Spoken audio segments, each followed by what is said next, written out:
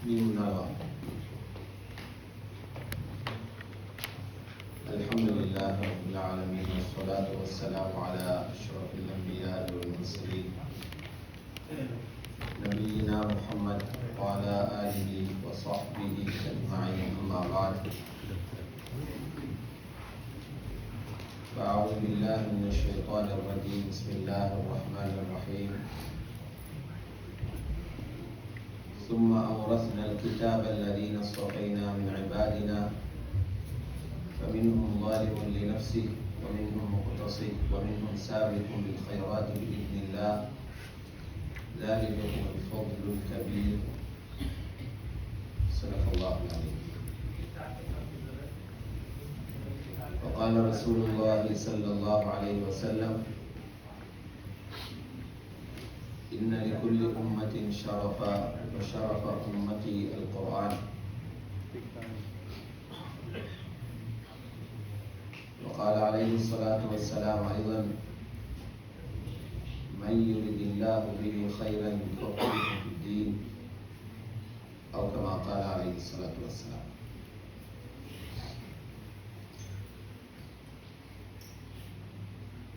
பெரும் மதிப்புக்கும் மரியாதைக்கும் உரிய உலமாக்களே, பெரியார்களே, சகோதரர்களே, தாய்மார்களே, சகோதரிகளே, அல்லாஹ்வுடைய மிகப்பெரிய ஒரு அருள், ஒரு பாக்கியம்தான் எப்போது மனிதன் குர்ஆனை பூர்த்தியாக ஓதி முடிக்கிறார், ஓதுற நேரம் கிடைக்கிற நன்மைகள் வேற. அது லட்சக்கணக்காக கோடிக்கணக்காக நன்மை கிடைச்சு கொண்டிருக்கும். அதை விட ஒரு சிறப்பு என்னன்னா, குர்ஆன் ஹத்தும் செய்யப்படுற நேரத்தில் கேட்கிற துவாவை அல்லாஹ் கபூல் செய்யறார். ஹஜ்ரத் அப்துல்லாஹ் இப்னு மஸ்ஊத் ரலியல்லாஹு தஆலா ரிவாயத்தில் ஒவ்வொரு ஹத்மாவுக்கும் ஒவ்வொரு குர்ஆனை மோதி முடிக்கிற நேரம் முஸ்தஜாபான கபூல் செய்யப்படக்கூடிய துவாவை அல்லாஹ் தந்திக்கிறான். அதனால சஹாபாக்களுக்கு அந்த பழக்கம் இருந்துச்சு. அனஸ் ரலியல்லாஹு தஆலா அன்ஹு அவங்க வீட்டுல குர்ஆன் ஓதி முடிச்சா அவங்க குடும்பத்தை எல்லாம் வீட்டுல சேர்த்து அவங்க அந்த குர்ஆனுடைய ஹத்முக்கு பின்னால துவா ஓதுவாங்க. இப்படி நிறைய விஷயங்கள் இருக்கு. இமாம் நவவி ரஹ்மத்துல்லாஹி அலைஹி அத்திபியான் ஃபி ஆதாபி ஹமலத்துல் குர்ஆன், ஹாஃபிஸ்களுடைய ஒழுக்கத்தை பத்தி எழுதியிருக்காங்க. ஹமலத்துல் குர்ஆன் அவங்க சிறப்புகள் என்னன்னு எழுதியிருக்காங்க. அப்ப மிகவும் அரிது, ஒரு வருஷத்துக்கு ஒருக்கத்தான் கிடைக்குது. குர்ஆனை நிறைய ஓதுறோம், தொழுகையிலே ஓதுறதுக்கு, தொழுகையிலே கேட்கறதுக்கு அந்த சந்தர்ப்பம் அல்லாஹ் வருஷத்துக்கு ஒருக்கத்தான். குர்ஆன் ஓதுறது நன்மை தரக்கூடிய விஷயம் எல்லாரும் தெரியும். குர்ஆன் ஓதினா நன்மை. ஆனா நிறைய பேருக்கு தெரியாது குர்ஆன் ஓதுறத கேட்டாலும் நன்மை இது. குர்ஆன் ஓதுறத கேட்டுக்கொண்டீங்கன்னா நன்மை. நீங்க வேற எந்த புக்கை கேட்டுக்கொண்டா நன்மை கிடைக்காது. குர்ஆன் ஓதுறத கேட்டுக்கொண்டு நன்மை கிடைக்கும். உபய் இப்னு கஅப் ரலியல்லாஹு தஆலா அவர்களை நபி ஸல்லல்லாஹு அலைஹி வஸல்லம் கூப்பிட்டு சொன்னாங்க, உபய் எனக்கு குர்ஆனை ஓதி காட்டுங்க. அப்ப அவரு கேட்டார், யார் ரசூலல்லாஹ், உங்களை நான் ஓதி காட்டுவா? இது மாஸ்டரே வேலமான காட்டுற மாதிரி. அக்ரவு அலைக வஅலைக உன்சி, உங்களுக்கு குர்ஆன் எனக்கு தெரியல, உங்களுக்கு நான் ஓதி காட்டுவா? நபி ஸல்லல்லாஹு அலைஹி வஸல்லம் சொன்னாங்க, உபய் என்ன தெரியுமா உங்களுக்கு ஓத சொன்னா, இன்னி உஹிப்பு அன் அஸ்மஅஹு மின் கைரி, மற்றவங்க ஓதுறத கேட்க நான் விரும்புகிறேன். உம்மத்துக்கு படிச்சு கொடுத்தாங்க, மற்றவங்க ஓதுறத கேட்கணும், அதுவும் ஒரு சுன்னத், அதுக்கும் கூலி கிடைக்கும்.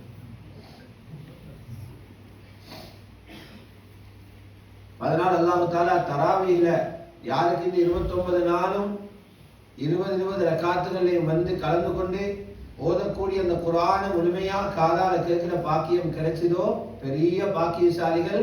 அவங்களோட காதுகளும் அவங்களோட கல்வுகளும் கியாமத்துல சாட்சி சொல்லும், உன்ன குர்ஆனை நாங்க கேட்டோம்.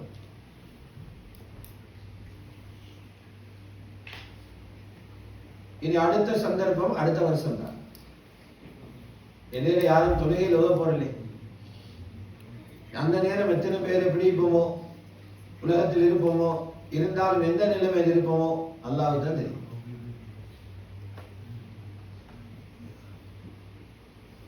ஹைரல்லா, அல்லாஹ் இந்த பாக்கியத்தை கொடுத்ததுக்காக அந்த ரப்புக்கு மிக அதிகமாக நன்றி செலுத்துவோம்.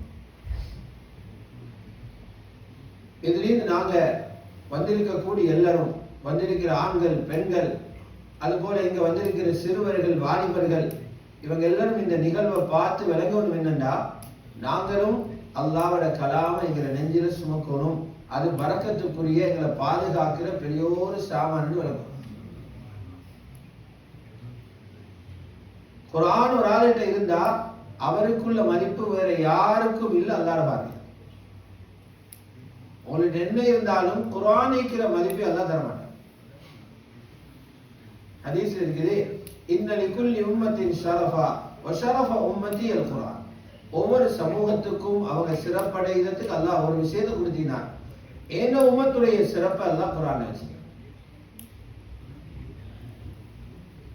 இந்த உம்மத்துல சிறப்பை அல்லாஹ் குர்ஆன்ல வச்சிருக்கான். யார் குர்ஆனை பாடமாக்குறாங்களோ, யார் குர்ஆனை பார்த்து ஓதுறாங்களோ, யார் குர்ஆனை கற்றுக் கொடுக்கிறாங்களோ, யார் குர்ஆனை அமல் செய்யறாங்களோ, குர்ஆனை தொட்டவங்க எல்லாருமே பாக்கியசாலி. குர்ஆன் இறங்கிச்சு ரமலான்ல, ரமலான் சிறந்த மாதமா போயிட்டான். அது இறக்கப்பட்டுச்சு லைலத்துல் கத்ர் இரவில, அந்த இரவு சிறந்த இரவாக மாறிட்டு. அது எழுதப்பட்டிருந்துச்சு லவ்ஹுல் மஹ்ஃபூதுல, சிறந்த பலகையாக அது மாறிட்டு. அதை எடுத்துக்கொண்டு இறங்கினாங்க ஜிப்ரீல் அலைஹிஸ்ஸலாம், சிறந்த மலக்காக மாறிட்டார். அதை கொண்டு வந்து கொடுத்தாங்க முஹம்மது ஸல்லல்லாஹு அலைஹி வஸல்லம், சிறந்த படைப்பாக அவங்க ஆயிட்டாங்க. குர்ஆன் யாரெல்லாம் பட்டு பட்டு வருதோ அவங்க எல்லாரும் பாக்கியசாலி. அதனால ஸல்லல்லாஹு அலைஹி வஸல்லம் சொன்னாங்க, அல்லாஹ் ஒரு மனிதனுக்கு நல்லதை கொடுக்க நினைச்சா, ஒரு வாப்பா மகனுக்கு நல்லதை கொடுக்க நினைக்கிறார். நாங்க என்ன நினைக்கிறோம், பெரிய சொத்து கொடுத்தீங்க, எத்தனையோ கோடி சம்பாதிச்சு வாப்பா கொடுத்தாருடா, வாப்பா பெரிய ஒரு பாக்கியமான வேலை செஞ்சீங்க. இதை உலகத்தில் பேசிக்கொள்வான். ஒவ்வொருத்தருக்கு ஒவ்வொரு வீடு, ஒவ்வொருத்தருக்கு ஒவ்வொரு வைக்கல், ஒவ்வொருத்தருக்கு நல்ல வருமானம் வர தொழில் எல்லாத்தையும் வாப்பா படிச்சு கொடுத்தீங்க. இது எங்களிட பெருமையா. ரசூலுல்லாஹி ஸல்லல்லாஹு அலைஹி வஸல்லம் சொன்னாங்க, அல்லாஹ் ஒரு மனிதனுக்கு நல்லதை கொடுக்க நினைச்சா அவருக்கு தீனோட விளக்கத்தை உண்டாக்குவான். ஒரு மனுஷனுக்கு தீன் விளங்கணும் போகுதுன்னா விளங்கணும், அல்லாஹ்ட பார்வை பட்டிக்கும், இறக்க பார்வை பட்டிக்கும். மய்யுரிதில்லாஹு பிஹி கைரா யுஃபக்கிஹு ஃபித்தீன். யாருக்கு அல்லாஹ் நல்லதை நாடுறானோ தீனுடைய விளக்கத்தை அவருக்கு உண்டாக்குவார். அப்ப தீன் விளங்குறதுக்கு அடிப்படையான விஷயம் என்னன்னா, தீனை சுமந்து கொண்டு வந்திருக்கிற குர்ஆன் தெரியும். குர்ஆனோட எங்களுக்கு நெருக்கம் வரும். குர்ஆனை பார்த்தோத தெரியணும், அந்த குர்ஆனை தஜ்வீதோட ஓத தெரியணும், அந்த குர்ஆனை மனனமாக ஓத தெரியணும், மனனம் செய்ததையும் பிழையில்லாம ஓத தெரியணும். குர்ஆனை எத்தனை முறையில கிராத்தில் ஓதையுமோ அதையும் ஓதுறதுக்கு முயற்சி செய்யணும். குர்ஆனை தஃப்சீரை படிக்கிறதுக்கு முயற்சி செய்யணும். குர்ஆனை சிந்தனையோட ஓதணும். குர்ஆனுக்கு எத்தனையோ வேலை செய்யறதுக்கு யாரோட இறக்கமோ அல்லாஹ் விரைவாக.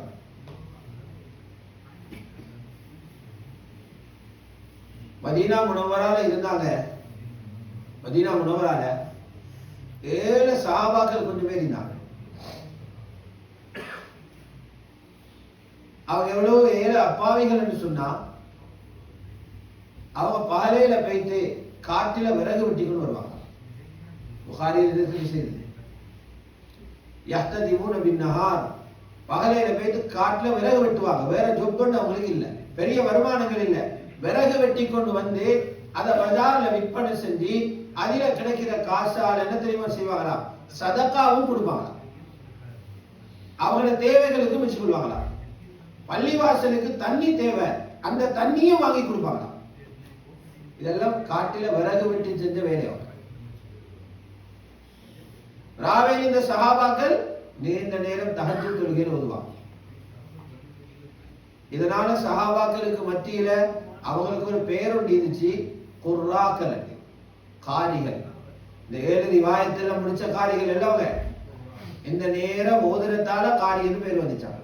ஹாஃபிஸ் இப்னு ஹஜர் எழுதுறாங்க, அதனால காரி இருந்துச்சு.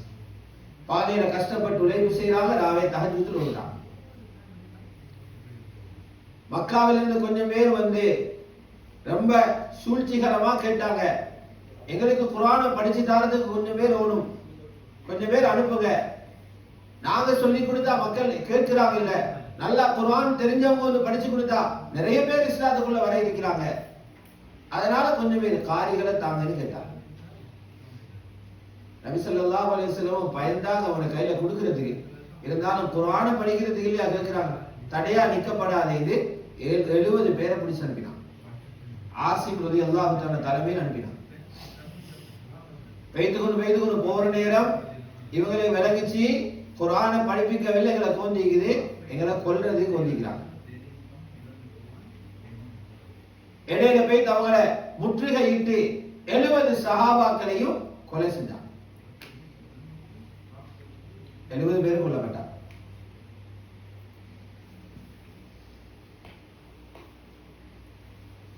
இந்த செய்தி மதீனாவுக்கு வந்துச்சு. சொன்னாங்க மதீனால எவ்வளவு சோகம் வேண்டாம், உங்களுக்கு மதீனாவும் அழுதாங்க. அப்பாவி மனுஷன் சண்டைக்கு யுத்தத்துக்கு போய் மூத்தாயில பரவாயில்லை, இவங்களும் சண்டை பேத்தி அவங்களும் சண்டை பேத்தி கொண்டு போன தாலீம் செய்ய குர்ஆனை படிச்சு கொடுக்கன்னு கூட்டிக்கொண்டு போனாங்க. பெய்து துரோகம் செஞ்சு கொண்டீங்க. மதீனால எல்லாரும் அழுதாங்க. ரசூலுல்லாஹ்க்கு எவ்வளவு ஆத்திரம் வந்துச்சுன்னா 5 நேர தொழுகையிலையும் அவங்களை கொண்டவங்களுக்கு லானத் செஞ்சாங்க ரசூலுல்லாஹ். அதுதான் இந்த குனூத்து நாசிலா வந்துச்சு.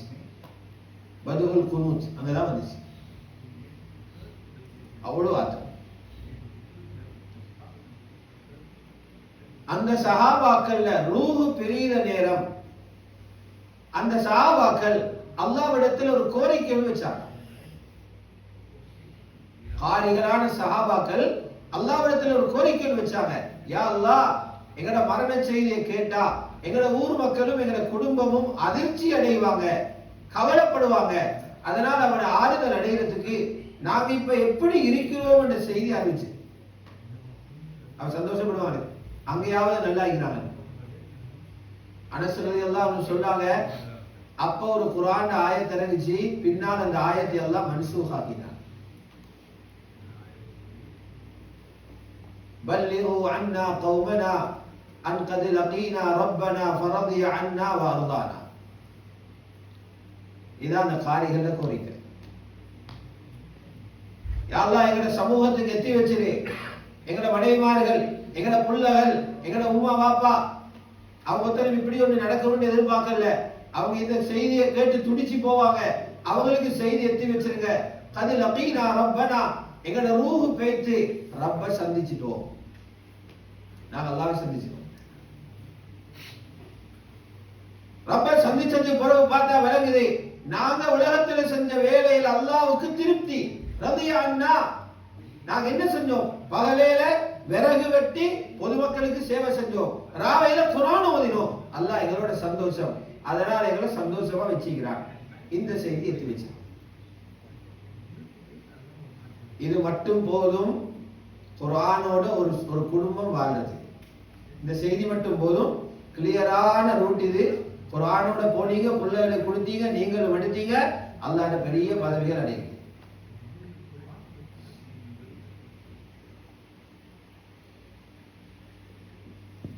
ஆக ரெண்டு புறமும் ஆசைப்படும். ஒரு பக்கத்துல யாரோட புள்ளகளுக்கு இந்த பாக்கியம் இல்லையோ அவங்க கவலைப்பட்டு அவங்களோட புள்ளகள் எல்லாரையும் குர்ஆன் உள்ளவனாக்கும். இது ஒரு மகனை கொடுத்து மத்த மகனை தள்ளி போடுறதல்ல. அந்த மகன் மட்டுமா மூத்தாங்க, எல்லா மகனும் கவலை போகணும், எல்லா மகனும் உயர்ந்த இடத்தை இருக்கும். அதனால எல்லா புள்ளகளுக்கும் குர்ஆனை கொடுக்கும். ஆம்பளை பிள்ளைகளுக்கும் கொடுக்கணும், பொம்பளை பிள்ளைகளுக்கும் கொடுக்கும், எல்லாருக்கும் கொடுக்கும்.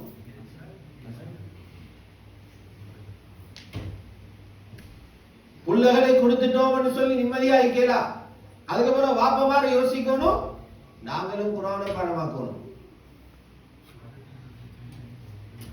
வாப்பா மகனை பார்த்து யோசிக்கணும், உம்மா மகனை பார்த்து யோசிக்கணும். எங்கட பிள்ளைக்கு அல்லாஹ் குர்ஆனை கொடுத்துட்டான், எங்களுக்கும் கிடைக்குமே. குர்ஆனை பாடமாக்குறதுக்கு வயசு ஒன்று இல்லை. 10 வயசுலாம் பாடமாக்கணும், 15 வயசுலாம் அப்படி ஒன்றும் இல்லை. அது மதரசாக்கள் அப்படி சேர்த்துறாங்க. ஹாஸ்டல்ல நிப்பற்ற வசதிக்காக. பாடமாக்குறதுக்கு அப்படி எல்லை ஒன்று இல்லை. யாரு விரும்பினாலும் குர்ஆன் எடுத்தாலும் பாடமாக்கலாம். எத்தனையோ டாக்டர்மார் பாடமாக்கிறான், எத்தனையோ அரசியல்வாதிகள் பாடமாக்கிறான். இந்தியாவில் இருந்தாங்க முகலாய மன்னர்கள்ல, அது பெரிய சரித்திரம். 800 வருஷம் ஆட்சி செஞ்சவங்க.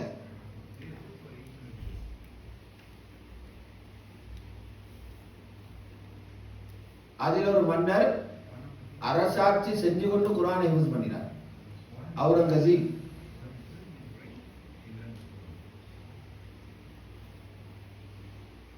வாப்பா ஆட்சி செஞ்சு கொண்டு இருந்தாரு. ஆனா வாப்பாவோட மோசமான ஆட்கள் சேர்ந்ததுனால அரசாங்கத்தினுடைய பணத்தை வாப்பா அநியாயம் செஞ்சு கொண்டிருந்தார்.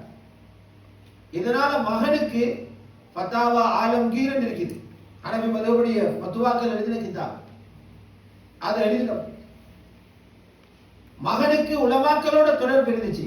அதனால மகனை விலங்கலை வாப்பா பிழை செஞ்சு கொண்டிருக்கிறார், அரசு சொத்துக்களை பொது பணத்தை அநியாயம் செய்கிறார். இப்படி போனா வாப்பா தான் நரகம் போவார். வாப்பா பாதுகாக்கும். சின்னோரு புரட்சியோடு செஞ்சு வாப்பா பிடிச்சு ஜெயில போட்டார்.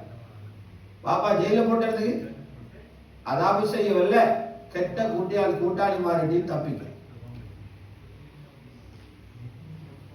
இவர் மகன் ஆட்சியும் வந்துட்டார். மகன் என்ன செஞ்சாரு, அவரோட புள்ள அனுப்புறாரு உஸ்தாதிட்ட. அவர் போய் ஹிஃப்து பண்ணி பண்ணி பண்ணி பண்ணி குர்ஆன மரணம் செஞ்சு முடிச்சார். மகன் ஹிஃப்து முடிச்சுக்கிறார். சொல்லி முடிக்க இயலாத சந்தோஷம். குடும்பங்கள் எல்லாருக்கும் மிட்டாய் கொடுக்கறாங்க, இனிப்பு பண்டங்கள் கொடுக்கறாங்க சந்தோஷத்துல. இப்ப மகனுக்கு ஞாபகம் வந்துச்சு, அடே ஜெயில எங்கட வாப்பா நிக்குது, பிள்ளையோட அப்பா. அவருக்கும் ஒரு இனிப்பு பண்டத்தை கொடுப்போம். இது மகனை கூட்டிக்கொண்டு ஜெயிலுக்குள்ள போனார். வாப்பா ஜெயிலுக்குள்ள இருக்கிறார், பார்வே இல்லை அவருக்கு. வைத்து சலாம் சொன்னா அவர் கேட்டா, யாரு வந்தீங்க சொன்னா, நான் அவரோட மகன் வந்தீங்க. யாரு மகன்? இன்னார் வந்தீங்க. ஏன் வந்தீங்கிறார்? ஏன்னா மகன் ஹிஃப்து முடிச்சதுக்கு ஒரு மிட்டாய் கொடுக்க வந்தீங்க. அடிச்சாரா, ஒரு அடி கையால மிட்டாய் பொட்டி பறந்துட்டார். குட்டுதார் அடி மிட்டாய் பொட்டி பறந்துட்டார். மகன் நினைச்சாரு ஜெயில போட்ட கோபத்துக்கு தான் பாப்பா அடிக்கிறார். எல்லாம் செஞ்சு போட்டு நீ மிட்டாய் கொதிக்கிறார். ஏன் பாப்பா இப்படி செய்றீங்க என்று கேட்ட அவர் சொன்னா, ஓண்ட மகன் தான் ஹிஃப்து முடிச்சார், என்ன மகன் முடிக்கல.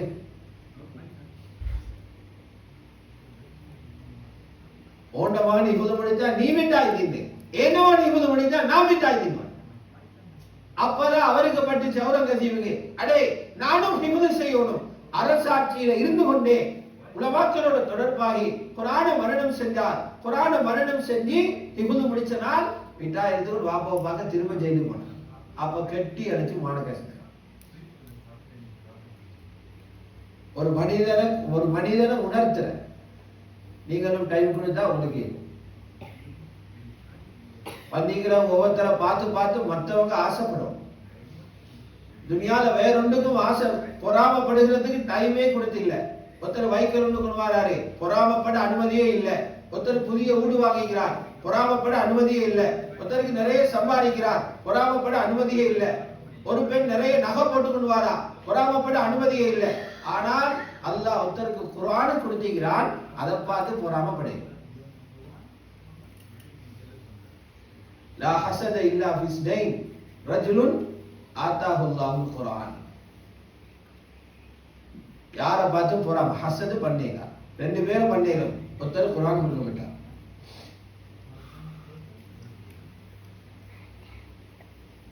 அதனால் இந்த மாதிரி இடங்கள் இருந்துதான் இந்த சிந்தனைகளை உண்டாக்கிறோம்.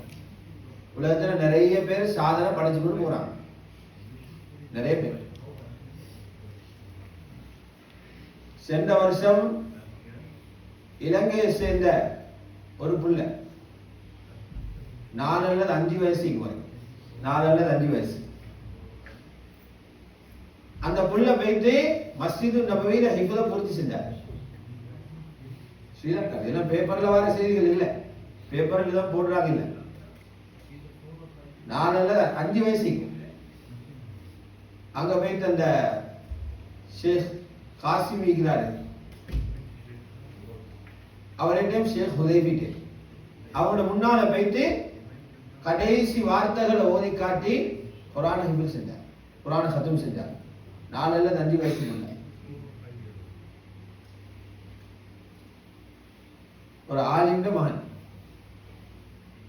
உம்மா ஒரு சாதாரண பொம்பளை. எங்க ஹிஃபில் பண்ணினு பார்த்தா மதரசாவுக்கு போயிட்டு இல்ல, உம்மா பாடம் கட்டி. இது போன வருஷம் அவரே கொஞ்சம் எனக்கு முசாபா செய்ய வச்சாரு. எனக்கு முகமது தான் நான் இப்போ உம்ரா இருக்கிறார் சொன்னாரு. அதுல இவரை ஹிஃபில் பண்ணி வச்சு வச்சு என் வைஃபும் ஹிஃபில் முடிச்சிட்டா.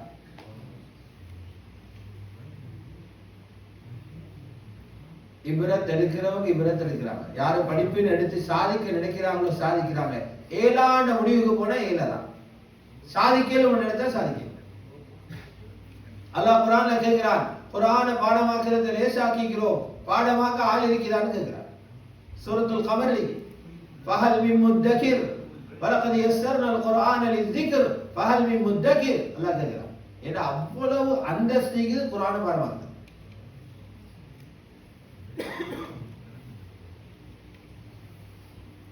இது பொறுமதி இல்லைன்னா ரசூலுல்லாஹ் பாடமாக்குவானா? முதலாவது ஹாஃபிஸ் ரசூலுல்லாஹ். ஆச்சரியமான ஹாஃபிஸ். எழுத்து வாசிக்கவும் தெரியா, எழுதவும் தெரியா, முதலாவது ஹாஃபிஸ் ரசூலுல்லாஹி ஸல்லல்லாஹு அலைஹி வஸல்லம். ஜிப்ரீல் அலைஹிஸ்ஸலாம் ஆயத்துகளை கொண்டு வந்து ஓத சொல்ல அவசர அவசரமா ஓதுவாங்களாம். பாடம் மறந்து போய் திரும்ப பாய். எங்களுக்கு மறந்தா எங்களோட முடிஞ்சு, ரசூலுல்லாஹ்க்கு மறந்தா அந்த ஆயத்தை இல்லாம உம்மத்துக்கு. அல்லாஹ் சுப்ஹானஹு வ தஆலா ஆயத் இறக்கினான், லா துஹர்ரிக் பிஹி லிசானக லிதஅஜல பிஹி இன்ன அலைனா ஜம்அஹு வ குர்ஆனா. அவசரமா பாடமாக்கணும், நாவை நீங்க வேகமா சுரட்டவானம். குர்ஆனை உங்களுக்கு ஓதித்தாரது எங்கட பொறுப்பு, ஓதித்தார பாடத்தை மனசில பதிய வைக்கிறது எங்கட பொறுப்பு. அல்லாஹ் ஹிஃபுதுடைய பொறுப்பெடுத்தார். அதே போல சொல்ல அமைதியாக அல்லாஹ்வுடைய ரசூல் ஹிஃபுது பண்ணினார். அல்லாஹ்வுடைய ரசூல் இல்லாட்டி அதுக்கு நேரம் கொடுத்தீங்க பொறுமதியான விஷயம். கண்ணியத்துக்குரிய அல்லாஹ்வுடைய நல்லடியார்களே, சில பேரோட பார்வையில் எப்படி விளங்குதுன்னா, குர்ஆனை சில பிள்ளைகளை ஹிஃபுது பண்ணிப்பாங்க. பண்ணிட்டு இப்ப கூட வாழ்க்கையை பார்த்தா வெறுத்து போகுது. பார்த்துட்டு அவர் ஒரு வாக்கில ரோட்ல திரிகிறார், பள்ளிக்கு வாரார் இல்ல, அவருடைய உடுப்பு எப்படி இருக்குது, அவருடைய கூட்டாளிமார் எப்படி, அவர் அதை செஞ்சு கொள்ளணும், அதை சரி பண்ணி கொள்ளணும். அதுக்காக அவரை தள்ளேலாம், அவருடைய அந்தஸ்து அவரை இறக்கலாம். அவருடைய அந்தஸ்து எல்லாம் அவருக்கு வச்சிருக்கிறார். குர்ஆன் என்ன சொல்லுதுன்னா, நாங்க ஒத்தனை குர்ஆனை கொடுத்தா குர்ஆனை படிக்கிறவங்க 3 வகையா பிரிவாங்க. சும்மா அவரஸ்னல் கிதாபல் லதி நஸ்தஃபைனா மின் இபாதினா. பெரிய பாக்கியம் என்ன தெரியுமா? அல்லாஹ் சொல்றா, இந்த குர்ஆனை நாங்க எல்லாரையும் கொடுக்கறல்ல, செலக்ட் பண்ணப்பட்ட ஆட்களை மட்டும் தான் கொடுக்கிறோம். ஒரு ஆளு ஹிஃபுது பண்ண கிடைக்கிறதே அல்லாஹ் அவரை தெரிவன் அடையாளம். அல்லாஹ் அவரை கபூல் செஞ்சிட்டான். இஸ்தஃபைனா மின் இபாதினா, எங்கட அடியார்கள்ல தெரிவு செய்தவர்களை நாங்க புறக்கியதற்கிறவர்களுக்கு இந்த குர்ஆனை கொடுப்போம். குர்ஆனை அவங்க படிச்சதுக்கு பின்னாலே 3 குரூப்பா பிரியுதாம். ஒரு கூட்டம் இருப்பாங்க, குர்ஆனை பாடமாக்கிட்டு வாழ்க்கையில இல்ல, அவரோட பாட்டு கவனிக்க பாவம் செஞ்சு கொண்டிருக்கிறார். அவங்கள பத்தி சொல்லிக்குது, ஃபமின்ஹும் ஸாலிமுல் லினஃப்ஸிஹி, தனக்கு தானே அநியாயம் செய்து கொண்ட பாவிகள், குர்ஆன் படி வாழல. இன்னொரு கூட்டம் இருக்கிறாங்க, நன்மையும் செஞ்சு கொள்றாங்க, பாவத்தையும் செஞ்சு கொள்றாங்க. வமின்ஹும் முக்தஸின், நடுத்தரமான ஆட்கள் சொல்லி. மூணாவது ஒரு கூட்டம் இருக்கிறாங்க, பக்குவமான ஆட்கள், குர்ஆன் ஹதீஸை படிச்சுட்டு அதன்படியே வாழ்றாங்க. சாபிகு பில் கைராத், நன்மைகளை முந்திக்கொண்டு போறோம். 3 கூட்டத்தை சொல்லி நல்லா எழுதுன்னு சொல்றா. பாவம் செஞ்சவங்களுக்கு தண்டனை கிடைக்கலும், கியாமத்துல மன்னிப்பும் கிடைக்கும், நரகத்துல போடவேலும் போடாமைக்க வேணும், கட்டாயமில்லை போடணும், காபிரத்தானே கட்டாயம் போடணும். அல்லாஹ் கடைசியில சொல்றான், இவங்க எல்லாரும் ஜன்னாத்து அத்னி யதுகுலூனஹா, 3 கூட்டமும் ஜன்னத் அத்னுக்குள்ள நுழைவாங்க. இவங்களை வச்சிக்கிற சொர்க்கம் அதுன்னு சொர்க்கம். அதில் என்ற சொர்க்கம் இருக்குது. ஹதீஸ்ல வந்து அல்லாஹ் சொல்றான், என்ன கையால கட்டின சொர்க்கம். கையால கட்டினதல்ல, அல்லாஹ்வுடைய விசேட பார்வையில கட்டின சொர்க்கம். அந்த ஹாஃபிதுகளுக்கு, ஆலிம்களுக்கு சொர்க்கத்துக்கு போற நேரம் அல்லாஹ் கொடுக்கிற மதிப்புகளை சொல்லிக்கிறான். யுஹல்லவுன ஃபீஹா மின் அஸாவிர் மின் ذهب வலுலுஆ. கோல்டில மட்டுமல்ல, தங்கத்தில முத்துகளால வேலைப்பாடு போடப்பட்ட ஆபரணங்கள், காப்பு, மாலையில அணிவிச்சு தான் சொர்க்கத்துக்கு அனுப்புவாங்க. இங்க அவங்களுக்கு நகை போட இல்லாதே, அங்க ஆகிராவில் அவங்களுக்கு போட. உடுப்பாற்ற உடுப்பு இருக்குது, இது போல பிஞ்சி போற உடுப்பு அல்ல, பட்டு புடவையால சொர்க்கத்து பட்டை உடுப்பட்டுவோம். வலிபாசுஹும் ஃபீஹா ஹரீர். அங்க அவங்களுக்கு உடுப்பு பட்டு புடவை. இப்படியான ஒரு பிள்ளையா உங்களோட பிள்ளைய தயாரிக்கிறதுக்கு ஆசை இல்லையா? ஒரு பால் குடத்தை குடிச்சாலும் வேற இல்லை. அப்ப அல்லாஹ் பெற்றோர் கூலிதார் அணுகு தெரியுமா?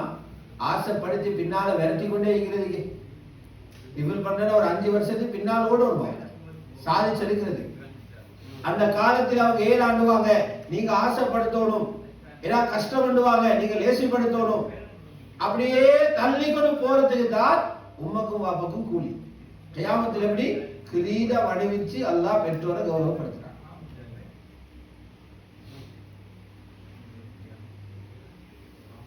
ஆகவே இந்த நிகழ்வில் இருந்து நாங்கள் ஒரு பாடம் எடுப்போம். எல்லாருடைய பிள்ளைகளும் அல்லாஹ் குர்ஆனை சுமந்த ஹமலத்துல் குர்ஆன்களாக, குர்ஆனை சுமந்து இருக்கக்கூடிய நல்ல பிள்ளைகளாக நாங்கள் எங்களை பிள்ளைகளை மாற்றுறதுக்கு முயற்சி செய்வோம். வல்லவன் அல்லாஹ் சுப்ஹானஹு வ தஆலா அந்த உயர்ந்த பாக்கியத்தை ஒவ்வொருவர்களுக்கும் அவருடைய பிள்ளைகளுக்கும் அல்லாஹ் நசீபாக்குவாராக. வ ஆகிரு தஅவானா அல்ஹம்துலில்லாஹி.